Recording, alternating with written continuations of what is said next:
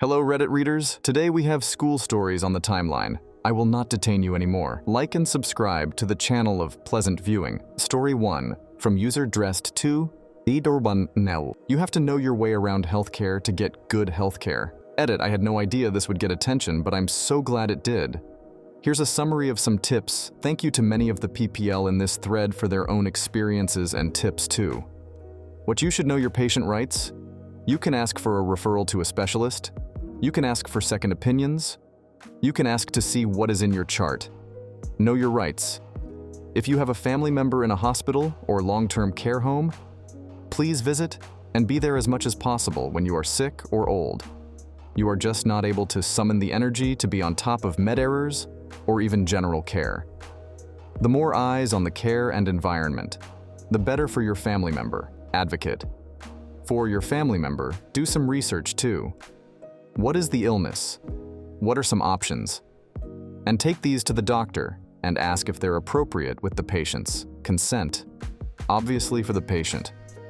Follow-up. If the office doesn't call you follow-up, keep following up with offices, pharmacies, specialists, etc. until you're satisfied.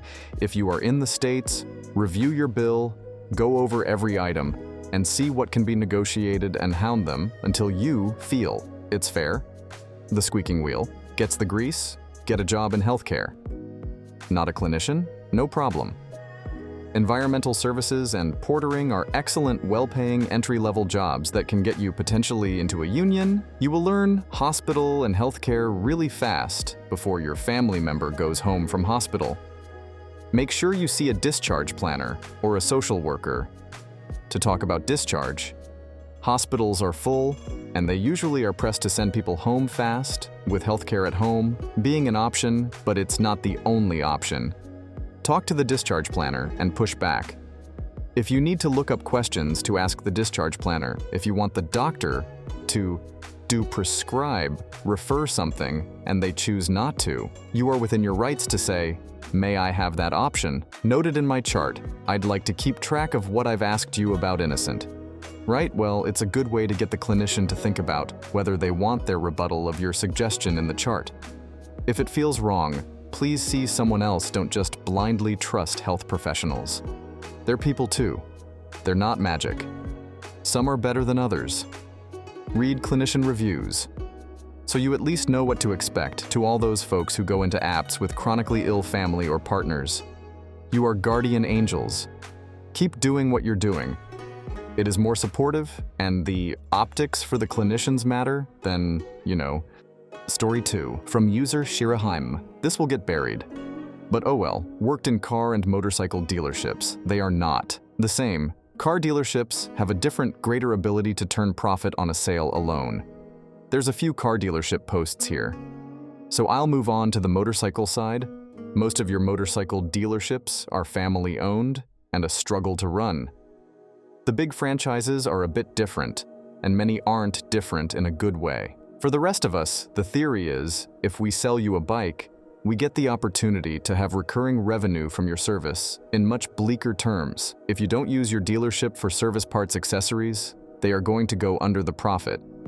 Most bikes is as little as a couple $100s. BMW 310s were maybe $400, to a maximum of a couple of grand. Think Honda Gold Wings. Most dealers have to pay to floor the bikes, which is essentially saying, I don't own the unit, but I'll pay to show it in my showroom until it's sold with setup software licenses.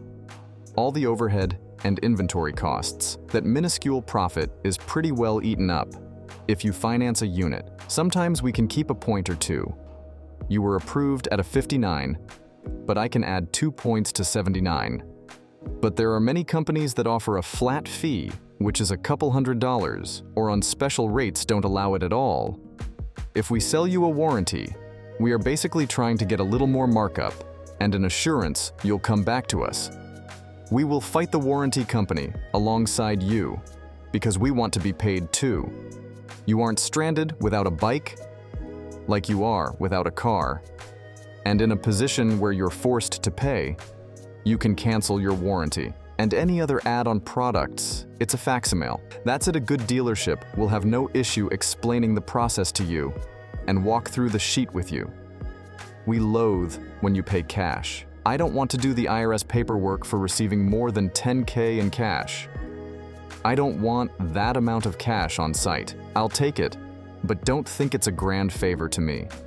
Your warranty starts from the day the bike is ARD-Red retail delivery registered if it has 500 miles on it. But we never registered it. Then the warranty starts at 500 miles, the full factory amount, onto the service side of the house. Mechanics get paid flat rate. That's why. You know what? You'll pay for an oil change or tire install. If we charge you an hour for an oil change, our techs are trying their hardest to get it done in 30, so they can move on to the next unit and make time. We might book a tech at 12 hours a day, but they are going to try to flag turn 15-20 if they can. Usually their pay plan incentivizes this. The more prestigious the brand, the harder for the tech to make time. True master mechanics in a motorcycle dealership are rare gems and get a ton of special treatment. They are hard to find, and they know it. Once we get them there, we break out the golden handcuffs. They are then overworked, burnt out, and usually pretty well broken by the time they are 50. Most of our incentives we get as dealers are applied to our very big, very expensive parts statement. Speaking of parts and accessories, if that inventory isn't sold in 30 days, it's an 85 chance it won't sell at the 60-day mark and will need to be marked down to get it sold at the 90-day mark. If it isn't sold at 90 days, it's probably going to the obsolescence pit of despair. Bad inventory for parts and accessories is a nightmare to correct. And despite what Schitt's Creek taught us, writing it off does not correct the problem. If you have a recall and we say, we are waiting for parts, we are fighting with or aligning with other dealers to try and get those parts for you. Typically, the brands only have so many pieces on hand, and it's like buying Tickle Me Elmo on Black Friday in the 00s. Usually, you need a VIN chassis number to get that part. There are tricks we all do, like use our inventory, bikes, chassis number for a customer. That's in desperate need, by the way, on warranties and recalls. If the factory pays for it, we usually have to keep the parts we replace for audit purposes, which means more valuable real estate in the shop that has to be given up for junk. Essentially, as if the process of submitting warranties and recalls wasn't enough of an ordeal to get paid on, if you as a customer get fired from a service shop at a motorcycle dealership, the problem is you. Every customer that swings that door in service represented a hopeful 3 lines on an RO and a projected billable amount. We rely on you keep personnel paid, their families, fed phones, answered and stuff. You'll actually buy on the shelves. So if you're fired as a customer, it's not something anyone takes lightly. There is so much more. I could go into like BMW making a dealer have certain style requirements that the dealer has to pay for. And by the way, no other brand can go near the BMW footprint or Ducati's. Arbitrary decisions to sometimes not pay incentives back to the dealer. But the morale of the story is, this be kind to your small motorcycle dealerships. Most people that work there do it for the passion, not the pay. Story 3 from user The Prophet Dave, former repossession agent. All these are dependent on your law's regulations, so it may not be universal. One easiest way to avoid getting repoed is to talk to the finance company and try to work out any sort of payment finance companies have to pay the repo companies. Then, usually, loose money, selling your car at auction, both on what they would have made from you and auction fees. They're motivated to keep you on the hook. 2, if you want to make it difficult to repo your car. Cover all VIN numbers. Put a business card or something over the one on the dash, under the glass tape, over the one in your door frame, and under the license plate on certain Euro cars. Google where the numbers are on your particular car. 3, if your car is secured on your property, it can't be repossessed. What secured means is if it's behind a locked gate, where I am locked, is defined as anything holding a latch shut from a padlock to a Cheeto or a twist tie. Even a twig would constitute a lock in a building. If your car is in the garage fully, even if the door is wide open, I can't reach my boom in to get it or attached to something like chained locked to a wall. The caveat is, this isn't a permanent solution, as the finance company can get law enforcement and the court involved to seize it by force. 4. If you catch the guy repoing your stuff, you possibly can still beat it. This falls into the ULPT area. So do this at your own risk. Get in the car anywhere. Do not make threats or be belligerent. But do call police and say someone you don't know is stealing your car once the police get there. Be loud and unhappy, but don't get out until the car is put down. Or police, give a lawful command. Repos can't happen if you're in it, because then it's kidnapping. And again, where I worked, the repo agent is causing you to disturb the peace in sight riotous behavior, and because they are the reason you're acting a fool. The law is on your side, and police should make them release the car. Beware that this will piss the repo company driver off, but it'll buy you a little time. Here's what you don't do. 1. Make threats if law is called. You want to have done everything in your power to be legal and compliant. The finance company has a right to take your car back, but the police aren't responsible for making that happen. 2. Be violent. This should be obvious, but if you escalate it to that, know that a good number of repo agents are armed, even if they aren't supposed to be, and usually ready for a fight. Also, you'll probably end up in jail and your car gone anyway.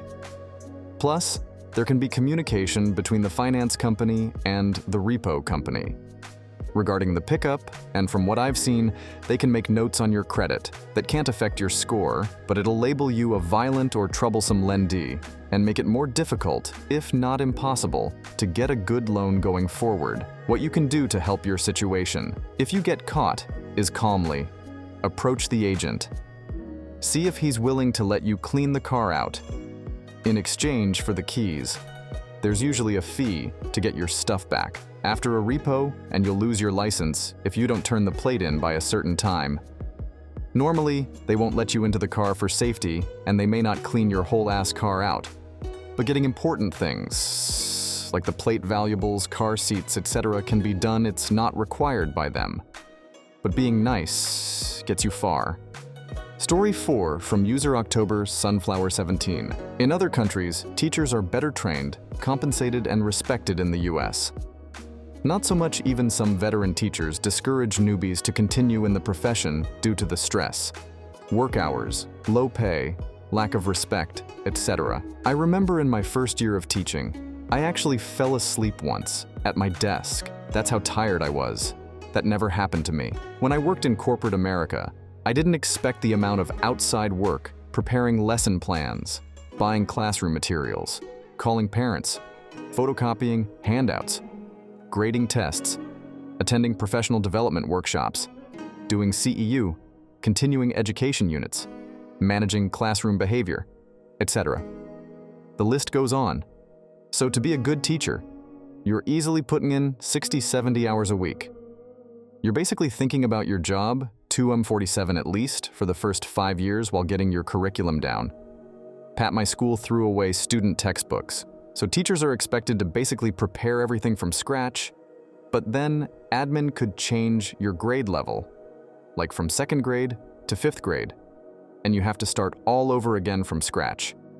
Plus, most of the time, to save time, you just end up buying lesson plans on Teachers, PayTeachers.com.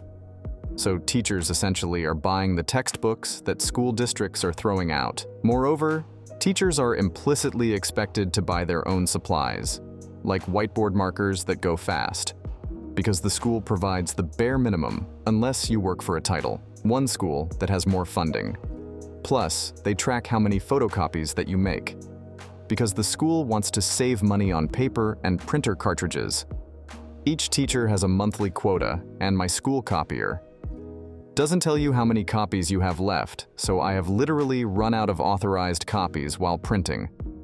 So oftentimes it's just easier to print your stuff at home, but it's expensive to keep buying your own printer cartridges. For my printer, it's $80 a pop, forget about color copies. And guess what? Teachers are only allowed to write off $300 for school expenses when doing their taxes.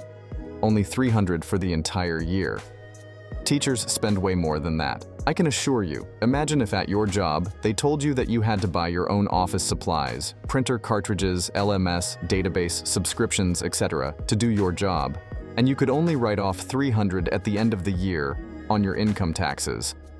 Plus, your coworkers might physically strike you anytime, but you can't call the cops. No, they'll only be out for 3 days and then be back sitting next to your desk, like nothing happened. Plus, your job requires a college degree. So you have student loan debt, but you're significantly underpaid compared to peers with comparable schooling, especially after a number of years on the job.